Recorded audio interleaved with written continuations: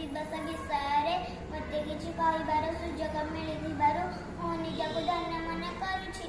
सर्वप्रथमे मु समस्त को यह पवित्र स्वाधीनता दिवस हार्दिक शुभेच्छा और शुभकामना जनाऊँगी। आज हूँ अगस्ट मास 15 तारीख 2024 मसीहा आम देशर 78तम स्वाधीनता दिवस। 1947 मसीहा अगस्ट 15 तारीख दिन आम देश इंग्राज मान शासन मुक्त पाई स्वाधीन भारत होता।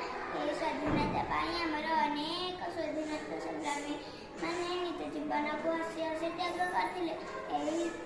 स्वाधीनता संग्रामी मान त्याग बलिदान को स्मरण कर सम्मान जनाइवाई सब वर्ष आम यही दिनटी को स्वाधीनता दिवस रूपे पालन करूँ। यही स्वाधीनता दिवस होमर जातीय पर्व। मुझे मोर वक्तव्य शेष कर वंदे।